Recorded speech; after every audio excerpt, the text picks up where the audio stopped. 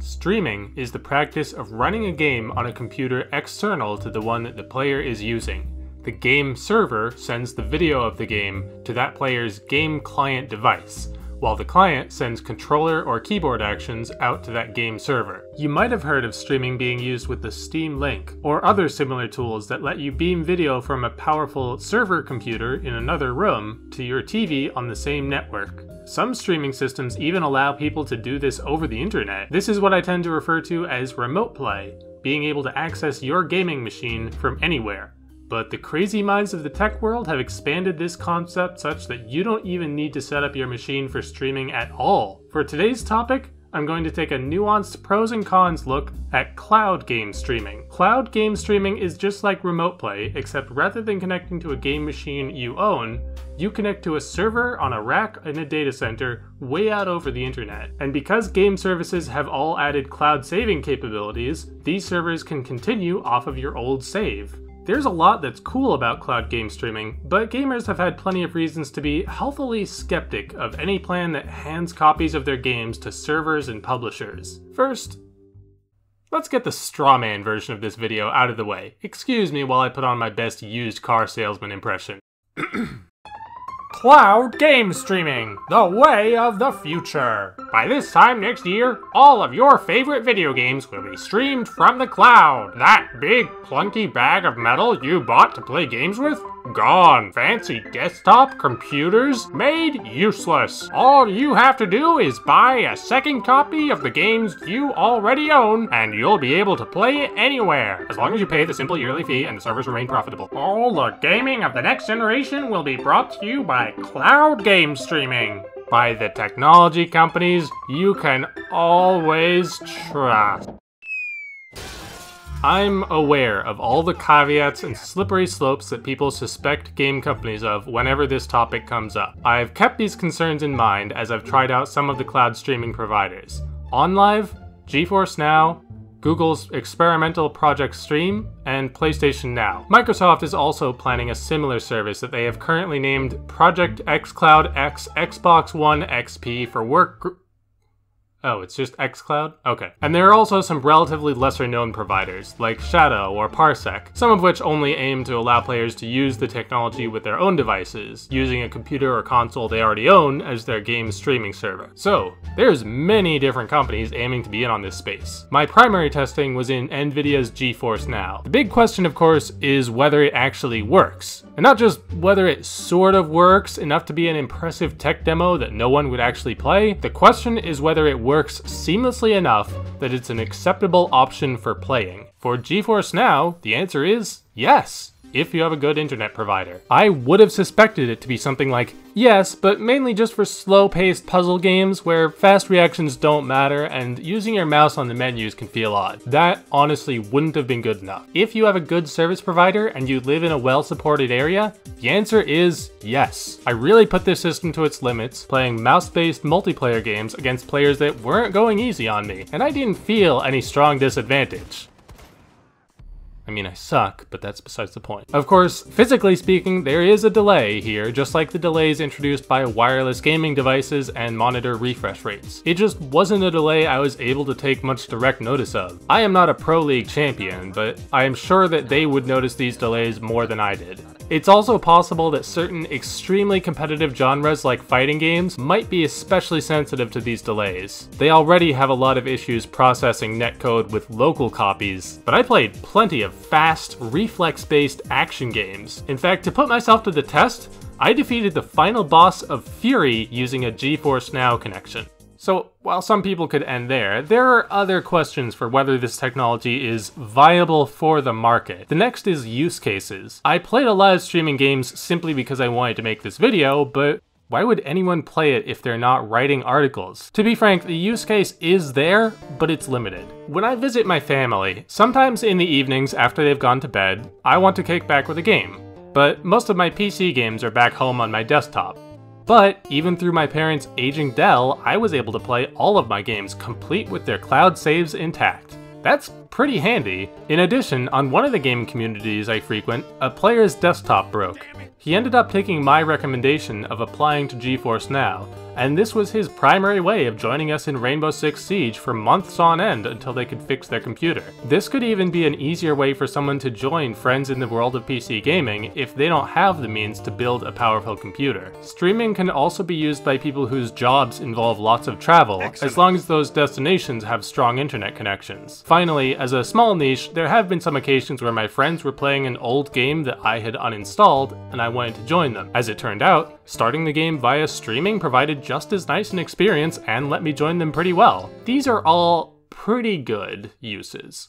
But the market is savage, and we have to ask, for an excellent implementation of a pretty good use case, how much is that worth? At the time of this video, PlayStation Now is the only cloud streaming provider that actually takes money. The others, GeForce Now and Project Stream, have sort of just been beta programs offered for free to gauge interest. That's probably not going to last forever. GeForce Now lets you connect to your Steam account and play any game you own digitally, while Project Stream just let people play Assassin's Creed for free. I'm going to admit that as many positive things as I have to say about GeForce Now while it's free, I would never pay for it on its own. To me, it's like the multiplayer in a good single-player game, a tacked-on extra most people won't use. Monetization has two possible approaches: paying to own the games and paying monthly for the service. Or, God forbid, some combination of the two. PlayStation Now justifies its monthly service fee by giving players full access to a long list of games, and more recently lets players download these games to their hard drive, making streaming just one avenue of access to your games, much like similar monthly services like Xbox Game Pass, EA Access, or the free games from PlayStation Plus and Xbox Live Gold. Monthly service models like PlayStation Now seem to be generally a good deal for players if you're working through a backlog constantly, and they make more sense to tie to online access. It's also possible that some kind of digital storefront, Steam, Origin, or Uplay for instance, could provide cloud streaming as a lifetime benefit of buying games on their store, but it's questionable to me whether that's sustainable because of the amount of hardware they'd be maintaining. Since this has been a worry of multiple people, so far as I know, I don't think there's anyone out there who would be fooled into buying a game that can then only be accessed by streaming. And I think the storefronts know this by now. Generally, I'm optimistically predicting that if streaming companies offer a bad deal, like $35 a month for playing the games you already own, players will know it and they won't pay for it and it won't succeed. It's realistic that a company providing streaming might shutter their servers within the next 2 to 3 years, and so they need a better insurance policy out there to promise people their games and save files will not vanish into the wind. Plus, even if a storefront were to focus on streaming copies, these only work in the countries their servers are set up in, negating any international sales. A lot of this video is just a vague passing theoretical interest to friends in Ukraine, Taiwan, or other territories outside the main demographic. So, to summarize everything so far, technology-wise, streaming is excellent, and at its best is almost comparable with playing locally, to the point that with the vast majority of games, you won't notice. Usage-wise, it doesn't have any advantages over locally installed gaming, especially with the comparative ease of consoles, so its use cases are varied, but not exactly a killer feature. And while early attempts could scarcely demand their fees, there are some better ideas out there for how to justify the cost, mostly tied in with things like free games. So, do I think that in the next year streaming will replace traditional consoles? Certainly not when it has no clear advantage. But do I think it will become present as a common knowledge option for people who aren't always living next to their main desktop or console? Still no. It's not even close. Streaming has one more hurdle, and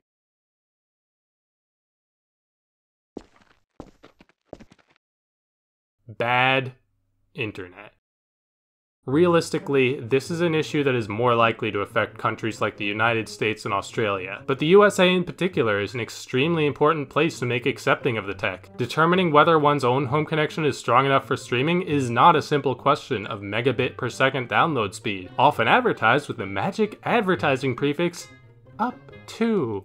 Your connection also needs fast response times and needs to stay consistently at a quality connection for long periods with not a single half-second drop. Many homes around major cities in the USA, like mine, can boast quality connections. There are just as many who are generally satisfied with their connection for web browsing and even basic gaming, but would struggle to accomplish streaming. So how do you find out whether your home can support game streaming before you subscribe to a plan you can't use? Good question! There are also many people in the non-urban areas who frequently complain anytime a game update is more than 100 megabytes, as well as many home connections with data caps that would make streaming for more than 10 minutes totally implausible. Since one of the use cases of streaming is to use it during travel, you'd come up against this issue even just from a hotel you visit suffering one of these many issues. And ISPs are working to fix this situation as slowly as possible. After all, they're paid only for providing a connection that reaches advertised speeds. They have no monetary incentive for giving you a quality game streaming experience, especially with no competitors for people to move to in many areas. In the USA, this problem ultimately centers back on the popular topic of net neutrality and the failure of Ajit Pai's FCC to regulate ISPs for quality connections, on top of lying to Congress during net neutrality's public commenting period. Since that's such a broad topic, it's probably better summarized by one of these other guys than having me try to give it a top down here. So that in a nutshell is the state of streaming games. Seeing it come so far from the OnLive days is actually encouraging to me, but it's so discouraging that the final brick wall for some middling level of success is totally out of the hands of any gaming company. High quality internet exists, but it needs solutions to its political hurdles to be comparable to the speeds achieved in Asia and Europe. I know I'm ending on a downer here, but I still wanted to make this video to correct some misconceptions that game streaming is somehow impossible or a terrible experience. I know some people feel it would lead to game copies being controlled by their owners completely, but its use cases are so marginal, with streaming always being the slightly inferior experience, that I can't see that being plausible. At its best, it really does work. It just has a lot of struggles with no simple solution to them. I'll include a few links in the description to apply to the GeForce Now free beta, and the site you'll use to sign up for a trial of PlayStation Now. But I know that as it stands, this tech is only worthwhile for a small margin of people.